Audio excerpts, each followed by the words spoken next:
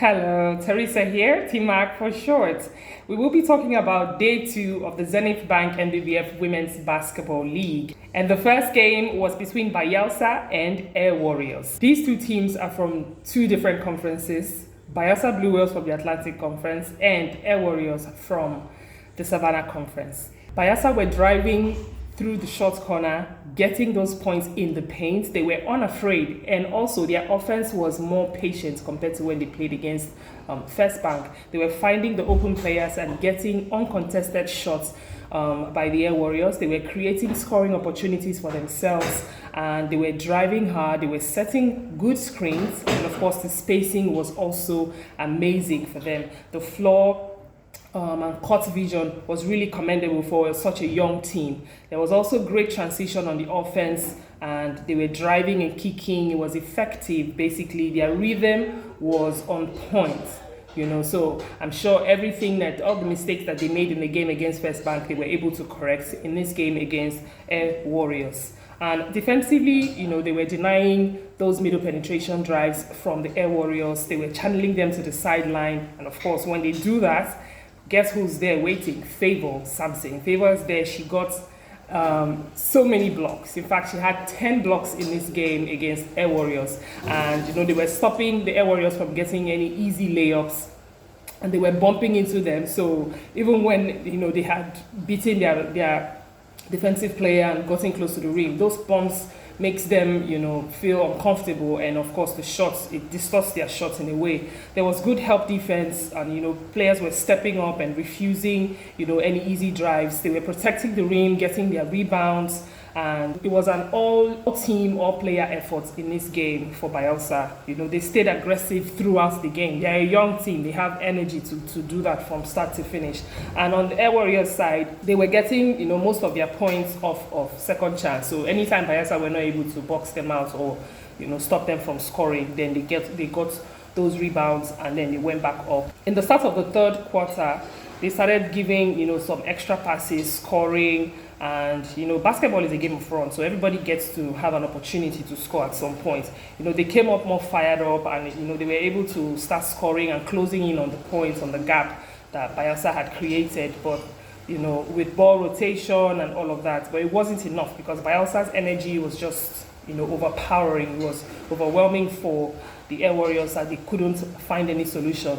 Defensively, they were guarding them to, the far out, coming out of the three-point line, extending and all of that, but then they were getting blown past because those guards, like I said in the first analysis video, Bayelsa team are a fundamental team. Coach Tony, he has groomed those players and they know how to handle the ball. Almost everybody knows how to handle the ball on that team. They tried to give up middle drives, but they couldn't stop the scoring of Bayelsa, and they kept fighting to come back in that game, but there was basically nothing for them to do because from the start of the game, Bayelsa had set the pace, and that's how Bayelsa was able to win that game. Let's quickly look at the stats. On the 2-point percentage, Bayelsa was shooting at least 36.5%. They had 42 rebounds, and the game ended 62 points for Bayelsa. And then for Air Warriors, they were scoring for 2 points at least 27%. And then for their 3 points, they were 55.6%. And the total rebound, they actually had more than Bayelsa, 49 rebounds, but then they ended up scoring only 47 points. Now, there are some outstanding players for Bayelsa team, and that's Favor. She almost had a triple-double. She had 16 points, 10 blocks, and 9 rebounds. Okechukwu Favor also came in with 13 points, and then Eric Favor had 5 rebounds and 10 points. The Air Warriors, we have Prosper Deborah with 16 points, and Oyoko Nkem, who has been outstanding from even their first game until now. She had 5 rebounds and 11 points. That is it for the first game between Air Warriors and Bayelsa Blue Whales. For the second game, we saw the Nigerian Customs take on MFM. Now, the Nigerian Customs are 4th place in the Savannah Conference, and MFM are 2nd place in the Atlantic Conference. So we could already see how, based on their standings, how the game will go. But we already know, basketball is an unpredictable game. Anything can happen. But let's not forget that MFM lost their first game against Dolphins the day before. In fact, Dolphins came back from a deficit to win that game. So MFM, as we know them, the Fire Girls, they came off fired up. Let's first talk about the Customs team. They were not using their size.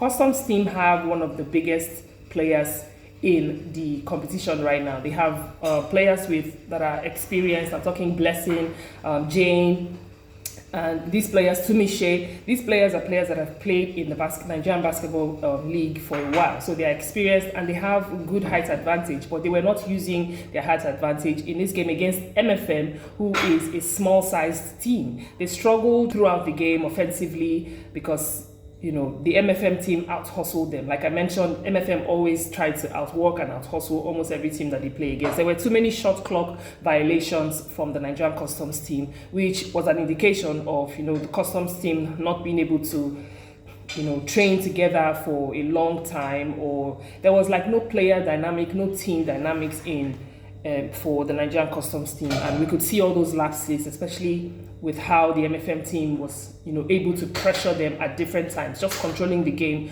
from start to finish. Defensively, they came off fired up. They were trying to do what they can, especially in the second quarter, but they were unable to take care of the ball. They had poor ball rotation. On the help side, there was no proper rotation. You see two people stepping on one player going to stop the shot and then leaving another person open. There were just so many lapses on their defense as well as on their offense. MFM, on the other hand, they were able to find the open person. In fact, this time they were distributing the ball even more compared to the last game, where it was more like an individual game. They had good court vision. Offensively, they were recognizing when it's not time to go in to drive in, but to pull back and take a shot. They also had moments where they were able to find their post players. They don't have too many post players. Regina is doing her best going in as a post player, but we know that Regina to be like a 2-3 player, but she, they were able to find her inside the paint a few times where she was able to get some shots. They were very time conscious. There was multiple rotation before the shots went up. Wanda was incredible in that game. She made 6 3-pointers. In fact, her teammates were able to find her at every corner on the court, scoring and just giving her team, the energy that they were, building for themselves in this competition. Defensively, they were hustling, they were working hard, they were denying post passes, trying to double team, triple team if possible. As soon as the ball goes inside for Customs, they knew that a player like Tumishe or Blessing would want to turn around and do those post moves. And even Jane, who was a former MFM player, they understand how she plays, and they were able to cover, those areas where they felt like Customs were going to want to take advantage of. They were switching on the screen, so that was something that helps them as well. And they're a team that moves really well, so they were able to do all of that. Some players that stood out, of course, Pius, did for MFM. Wado, with her amazing 3-pointers that she had, they just kept pushing that game, and they wanted to make sure that they were on a good place at the end of the group stage games. And then for the Nigerian Customs, some people that stood out were Tumishe Zacchaeus did pretty well. She was in there trying to do her best for her team. Yeah, she had about 7 points, and some other players that chipped in to try to help them see how they could win that game, but they couldn't win it. It was just a sad turnaround for the Nigerian Customs team against the MFM team. So that's it about the first 2 games. Stay tuned and I'll be back with the analysis of the next 2 games for day 2.